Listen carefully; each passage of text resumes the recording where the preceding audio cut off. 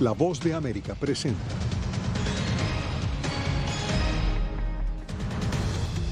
Presidente Biden busca aprobación legislativa para su nuevo plan social. Informe apunta a México como uno de los países más peligrosos para los periodistas. Además, inicia ambicioso plan piloto para entregar subsidios mensuales a estadounidenses pobres. Y un juez autoriza la eutanasia para la primera paciente no terminal en Colombia.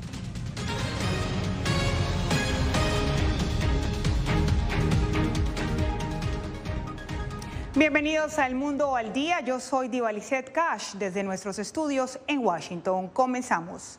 En busca de los votos necesarios para aprobar los proyectos sobre infraestructura y red social, este jueves el presidente Joe Biden visitó el Congreso y dijo que ya existe un acuerdo en principio. Y para conocer la nueva propuesta del mandatario nos conectamos con Jacopo Luxi. Jacopo, ¿cuál es el marco que presenta el presidente?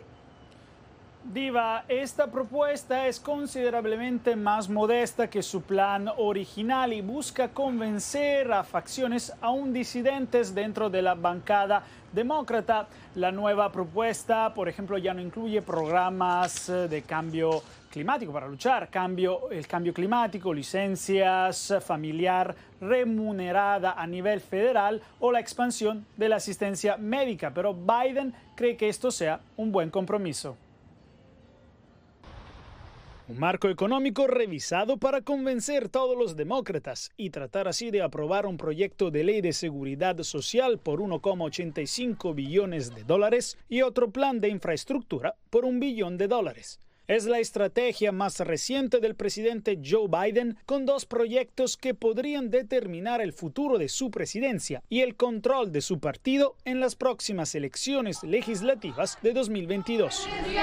El mandatario viajó hasta el Capitolio para dejar de lado las diferencias y buscando que los legisladores aprueben la medida, cuyo alcance es considerado histórico. Esto creará millones de empleos, hará crecer la economía, invertirá en nuestra nación y nuestra gente, convertirá la crisis climática en una oportunidad y nos pondrá en camino no solo de competir, sino ganar la competencia económica del siglo XXI contra China y otros países importantes. Según Biden, este marco reduciría la inflación, el impago y la brecha entre los ricos y los pobres. Al mismo tiempo, decidió excluir varios elementos de su nueva propuesta, tales como protecciones para los migrantes indocumentados, pero busca destinar $100,000 millones para la política migratoria. Nadie consiguió todo lo que quería, incluyéndome, pero eso es el compromiso, eso es el consenso y esa fue mi promesa de campaña. Existe un cauto optimismo que el marco económico de Biden pueda tener finalmente éxito, también entre los demócratas más liberales y los conservadores. Mientras ya se habla de votar pronto sobre este marco, el presidente Biden, Diva, ahora está viajando hacia Europa, donde participará en la cumbre del G20 en Roma, Italia, y después en la cumbre climática COP26 en Glasgow, Escocia, la próxima semana. Gracias a Jacopo desde la Casa Blanca. Y evitar el arresto de inmigrantes indocumentados en ciertos espacios protegidos es la nueva indicación del Departamento de Seguridad Nacional. Alonso Castillo nos cuenta todos los detalles.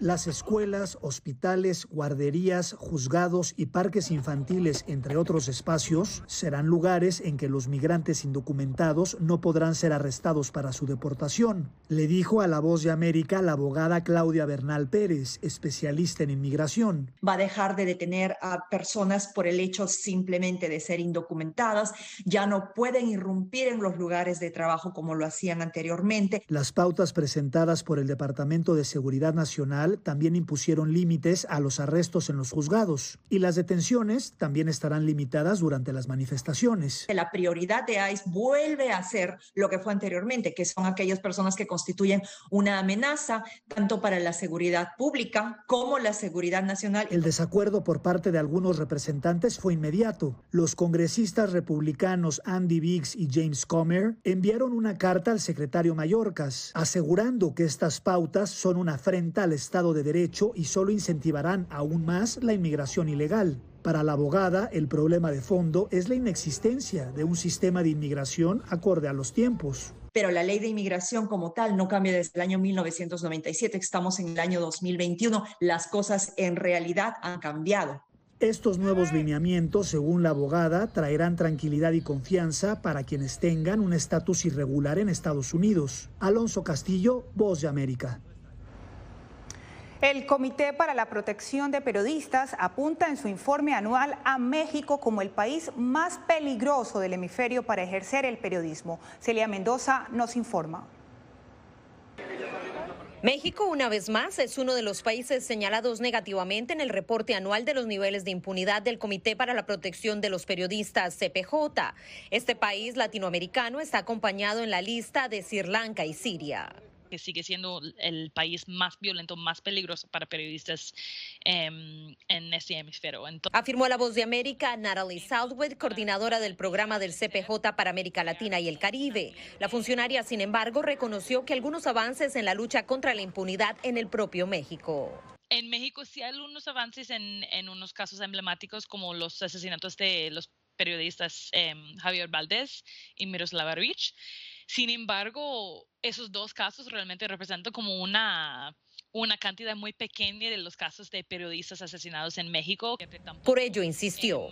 Es importante que sigan con esos procesos en los casos de esos dos periodistas, pero falta mucho. Southgate indicó que Colombia y Brasil a través de los años también han estado incluidos en la lista, lo que según el CPJ visibiliza las fallas y avances en torno a la impunidad. Para decirle a esos gobiernos de la región, del mundo, que no vamos a olvidar de esas historias, que no vas a olvidar de esas periodistas y que esos casos queden sin resolver. El reporte del CPJ se hace público a solo días del Día Internacional de la Lucha contra la Impunidad de Crímenes contra Periodistas, que se conmemora el próximo 2 de noviembre. Celia Mendoza, Voz de América, Nueva York. Y es precisamente en México donde ocurre el 20% de los asesinatos a periodistas, según Reporteros Sin Fronteras. Víctor Hugo Castillo nos relata las modalidades de amenazas e intimidación que enfrenta este gremio en la ciudad de Reynosa. Bastantes compañeros que lamentablemente desaparecieron. Ejercer el periodismo en México sigue siendo una profesión de alto riesgo. Los testimonios de los comunicadores así lo reflejan. Estaba en un evento en entrega de útiles escolares en una escuela primaria, cuando en las afueras de la escuela se suscitó una balacera. Salimos a la calle, ahora sí que con el Jesús en la boca y pensando siempre en la familia, regresar. Ellos le dijeron a La Voz de América que reciben amenazas directas del crimen organizado. Primero que nada está tu salud, está tu vida. Y por ejemplo, los periodistas en Reynosa, por ejemplo, nos tienen ubicados, saben quiénes somos, nos ven todos los días en la calle. Los presuntos delincuentes que hay, simplemente si andan armados nos apuntan con sus armas, nos tiran al suelo, nos hincan. Pero las intimidaciones, según sus testimonios, no provienen solo del crimen organizado. Corremos siempre el riesgo de que los malos o incluso hasta el ejército mexicano, la policía estatal, nos impida realizar nuestro trabajo. De acuerdo con el balance anual de Reporteros Sin Fronteras, en el mundo 50 periodistas fueron asesinados ese año, 8 de ellos en México. Estos temas de la delincuencia organizada no sabemos qué rumbo van a tocar esta gente. Entonces es ahí donde nosotros tenemos que ya la experiencia nos da en un momento dado hacia dónde pueden ellos dirigirse. Ellos nos dicen que ante los riesgos y las amenazas responden con firmeza y determinación para que sus voces no sean acalladas. Ética y profesionalismo, consideran estos periodistas, son sus únicas armas para defenderse de cualquier tipo de ataque. Víctor Castillo, Voz de América, Reynosa, México.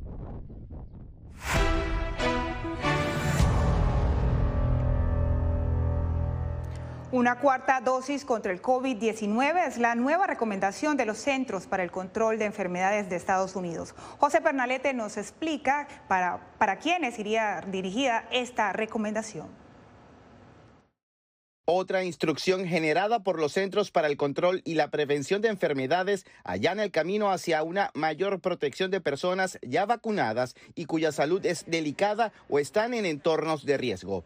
La colocación de una cuarta dosis de inmunización, además del refuerzo en las fórmulas Pfizer-BioNTech, Moderna y Janssen. Así lo comunica de manera oficial el portal de los CDC. Las personas con inmunodepresión moderada y grave de 18 años o más que completaron una serie primaria de la vacuna de ARN mensajero y recibieron una dosis adicional de la vacuna de ARN mensajero pueden recibir una única dosis de refuerzo de COVID-19 al menos 6 meses después, completando su tercera dosis de vacuna. De acuerdo al principal asesor de la Casa Blanca en materia pandémica, Anthony Fauci, los científicos se esfuerzan en despejar dudas relacionadas al impacto del coronavirus en la salud.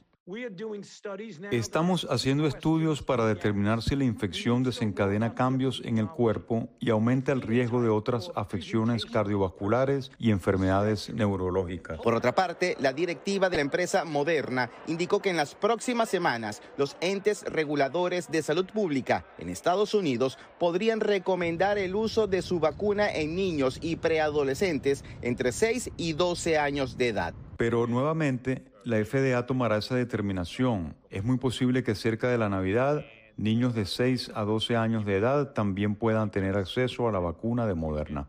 José Pernalete, Voz de América, Miami. Conductores en Estados Unidos están pagando la gasolina más cara de los últimos 7 años. En minutos, todos los detalles.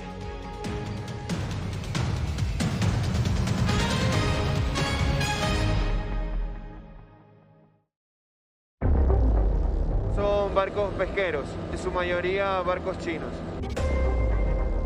Imagínate 300 barcos en una sola zona, es un impacto terrible.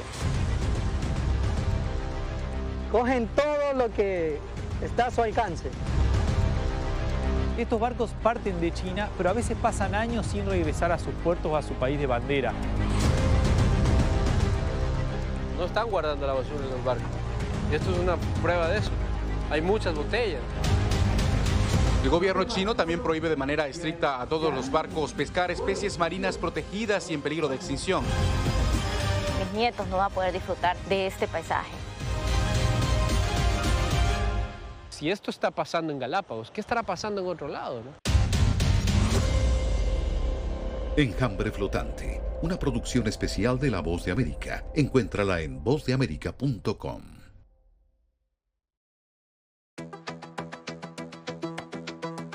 En momentos de crisis políticas y sociales, algunos gobiernos autoritarios recurren al bloqueo del acceso a Internet como herramienta para detener la información que entra o sale de su país. No obstante, existen algunas alternativas que te ayudarán a continuar conectado a la red a pesar de la censura oficial. Una de las más efectivas es el VPN o red virtual privada por sus siglas en inglés. La VPN pretende simular que la persona está en otro lugar del mundo y no en el país que esté restringiendo el acceso a Internet, de manera que es incapaz de detectar esa conexión interna y así se puede utilizar Internet con normalidad. Las ofertas de VPN en el mercado son muchas y las puedes buscar escribiendo las iniciales VPN en los motores de búsqueda, pero es importante descargarla o adquirirla antes de perder la conexión al Internet. Aquí te ofrecemos algunas opciones.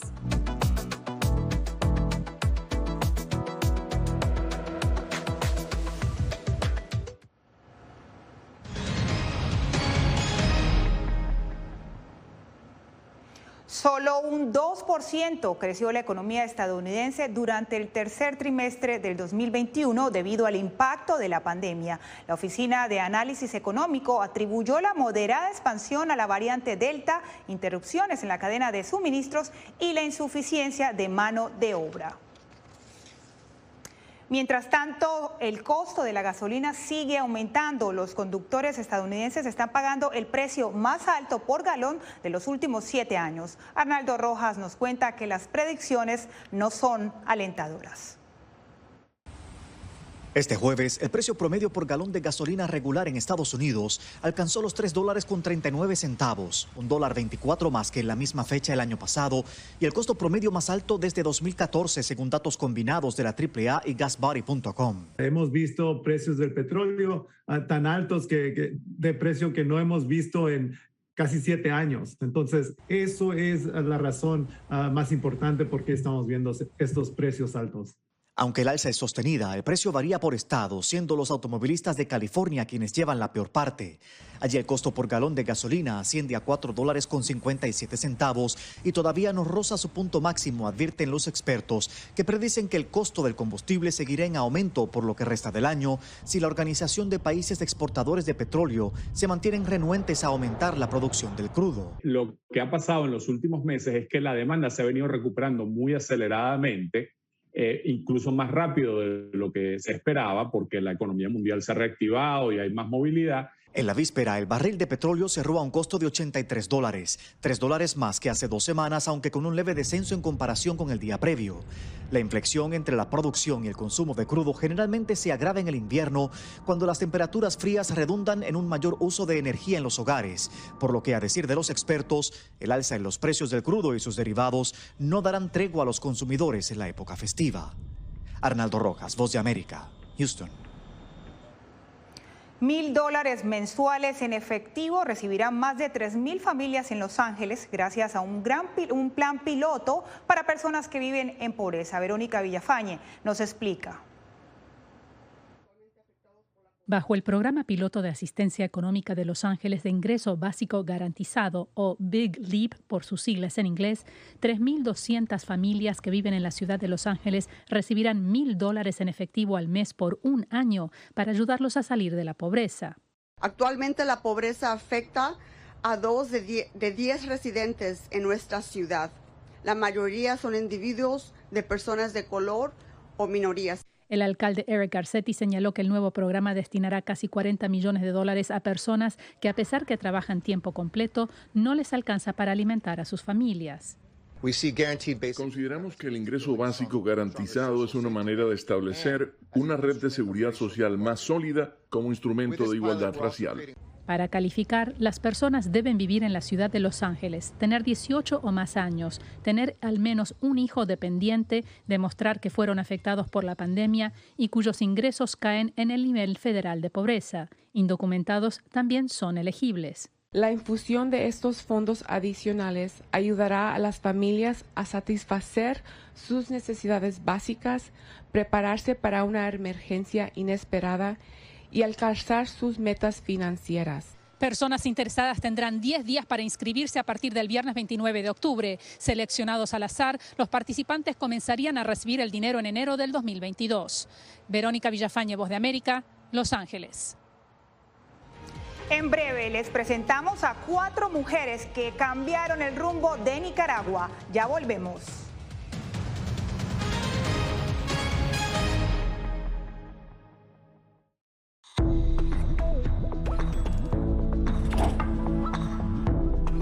Cuando ellos me traen un tema un poco delicado o fuerte, yo siempre les pregunto primero, ¿y dónde oíste eso? ¿Quién te lo comentó?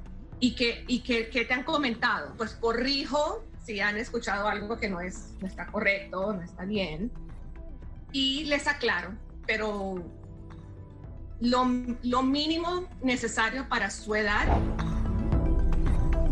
Enfócate en que tu hijo se sienta seguro y no le ofrezcas más detalles de los que pida. Si ellos preguntan, nosotros siempre les hemos respondido con la verdad, pero a su edad. Finalmente, di cosas específicas que tu hijo pueda hacer para que sienta que tiene el control.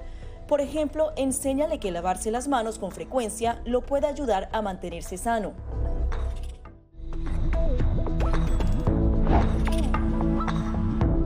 No permitas que interactúe con personas o animales fuera de la casa. Si una persona de la casa se enferma, evita que tenga contacto con tu mascota. Designa a un miembro de la familia o un amigo para cuidar a tu mascota a corto o largo plazo en caso de que tú no puedas. Limpia sus patas una vez que regreses a casa, pero no uses productos tóxicos para ellos como toallitas desinfectantes. Usa champú para bebés y aceite de coco en sus patas si notas picazón o sequedad. Prepara un kit de emergencia que incluya un suministro de medicamentos por 30 días y al menos 2 semanas de alimentos y otros suministros. Asegúrate de que todas las mascotas lleven collares y etiquetas con información actualizada como nombre, número de teléfono y necesidades médicas urgentes.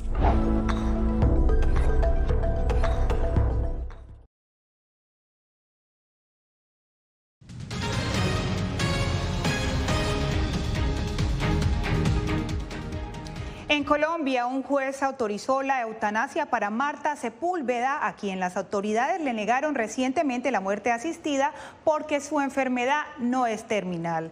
Y vamos en vivo hasta Bogotá, Colombia, con Yair Díaz. Yair, ¿cuáles son los pormenores de este caso? Diva, después de 18 días de la fecha que ella había elegido para morir y tras una cancelación, un juez ordena ahora practicar la eutanasia a Marta Sepúlveda. El fallo también indica que la clínica debe coordinar con Sepúlveda en las próximas 48 horas la fecha y la hora en la que se debe realizar el procedimiento. El juez 20 civil del circuito de Medellín falló y le dio la razón. Declaró que Incodol vulneró su derecho a morir dignamente y la sometió a vivir una vida indigna y le ordenó a esta misma clínica llevar a cabo el procedimiento. Sepúlveda sería la primera mujer en Colombia en acceder a la eutanasia sin ser una paciente terminal, gracias a un reciente fallo de la Corte Constitucional. Para el epidemiólogo Luis Hernández, la falta de comunicación de las entidades de salud puede colapsar el uso de la eutanasia. La Corte Constitucional sí permite la eutanasia en casos no solo de enfermedad terminal, sino también pacientes no terminales. Es necesario que el ministerio reglamente esto y se dé una adecuada comunicación a la ciudadanía. Según Francisco Castellanos, director de la ONG Defensa del Paciente, es arbitrario e infundado que los comités interdisciplinarios encargados de evaluar si se realiza o no un procedimiento de eutanasia en Colombia lo hagan basados en el criterio de terminalidad. Se debe también tener en cuenta que la persona se encuentre en un estado de sufrimiento permanente, intenso, que padezca dolores tortuosos y que su dignidad humana se vea menoscabada. Debe prevalecer aquí un criterio absolutamente imparcial por parte de las juntas médicas, de los profesionales de salud. Un panel de especialistas apoyó la decisión del juez que indica que Marta Sepúlveda cumplió con todos los requisitos para poder tener el derecho a morir dignamente a través de la eutanasia. Regreso contigo, Diva. Gracias a Yair Díaz desde Bogotá, Colombia.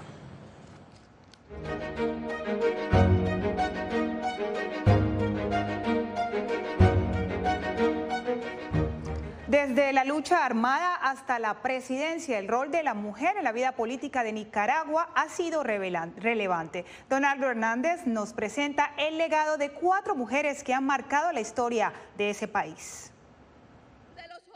Violeta Barrios de Chamorro es reconocida por los nicaragüenses como una de las mujeres que escribió la historia moderna del país. Tras vencer en las urnas al actual presidente Daniel Ortega en 1990, el mundo la recuerda como la dama de la democracia. Reconcilió al país que había sufrido una guerra civil. La primera presidenta mujer de Centroamérica tiene 92 años. Su estado de salud es reservado desde hace varios años. Otra de las mujeres que sigue dejando huellas en la historia del país es Vilma Núñez. Desde la dictadura somocista es reconocida por defender los derechos humanos. A sus 83 años le preocupa la situación del país. Yo que viví e incluso fue víctima de la dictadura somocista, me atrevo a decir que esto es peor. María Teresa Blandón luchó por la vía armada contra el somocismo. Después de la guerra civil, se dedicó a la defensa de los derechos de las mujeres. Son derechos que nosotras hemos ido conquistando con una larga historia de lucha que tiene el movimiento feminista. Pero hoy en día, y a pesar de las diferencias de opinión que genera su nombre, la sociedad nicaragüense percibe a Rosario Murillo, la vicepresidenta, primera dama y vocera del gobierno, como la mujer con más poder en Nicaragua. Aquí tenemos 2 presidentes, con la compañera Rosario. 4 mujeres que de hecho hacen historia en Nicaragua. Para bien o para mal, las diversas perspectivas coinciden en que su papel será clave para forjar el futuro de los nicaragüenses. Donaldo Hernández, Voz de América, Managua. Y en minutos descubra por qué cada vez es más difícil vigilar la pesca de altura en Galápagos, enjambre flotante.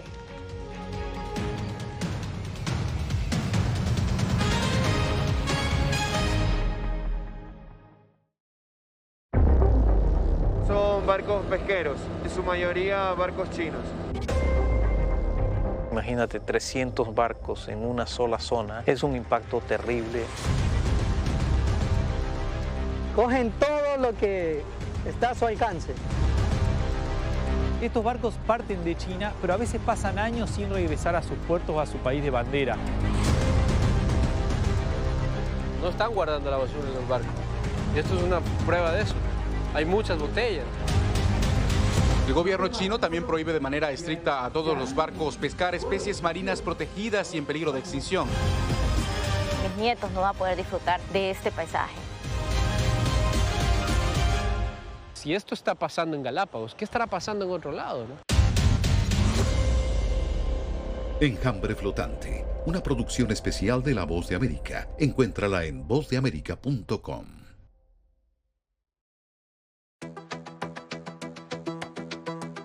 En momentos de crisis políticas y sociales, algunos gobiernos autoritarios recurren al bloqueo del acceso a Internet como herramienta para detener la información que entra o sale de su país.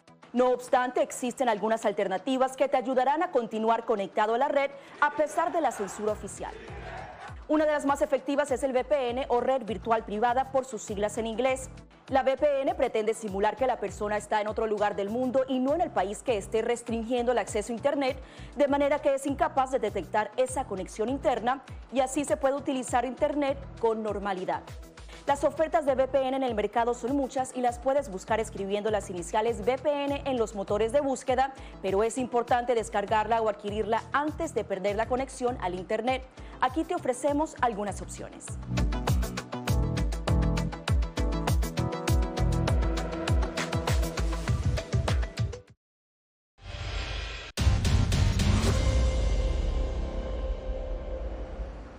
En el tercer episodio de nuestra serie especial Enjambre Flotante mostramos los esfuerzos de la Fuerza Naval Ecuatoriana para vigilar la presencia de una flota de 300 barcos pesqueros chinos cerca de las Islas Galápagos. La Armada del Ecuador nos permitió acompañarlos en una de sus misiones de monitoreo en alta mar. Después de 3 horas de viaje hacia el oeste de Galápagos, aparecieron los primeros barcos pesqueros. En su mayoría barcos chinos. En esta ocasión, todas las embarcaciones fueron localizadas porque tenían encendido su sistema de identificación automático conocido por su sigla en inglés como AIS. Pero cuando los barcos se ubican cerca de la zona económica de los países, según la agencia de monitoreo Global Fishing Watch, apagan el AIS.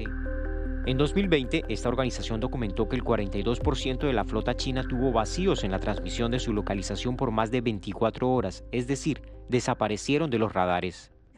Si lo apagas durante más de 8 horas al día, más de la mitad de tu flota, estás haciendo algo mal.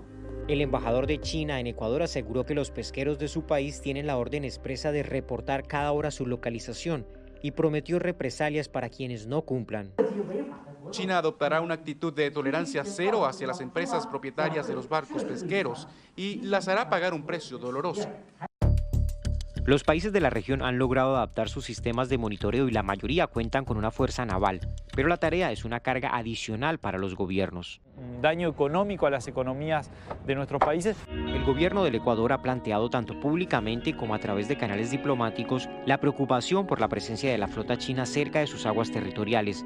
Pero las relaciones de Ecuador con China son estrechas en temas vitales para la economía del país suramericano. Ningún país puede enfrentarse solo a China o a los demás países que están involucrados en este tema. En Galápagos lo único que esperan es que la flota china o de cualquier otro país respete el ecosistema y su orden natural. Si esto está pasando en Galápagos, ¿qué estará pasando en otro lado, no? ¿Qué estará pasando en un lugar que no está protegido? Jaime Moreno, Voz de América. Y Facebook anunció oficialmente que cambiará su nombre a Meta. El nuevo nombre y logotipo parecen ser una respuesta a las intensas críticas que enfrenta la red social desde que una ex empleada denunció que la empresa privilegia su expansión por encima del bienestar de sus usuarios Y de esa manera cerramos nuestro show por el día de hoy. Los acompañó Divalicet Cash y recuerde que usted puede ver la serie completa de Enjambre en vozdeamerica.com.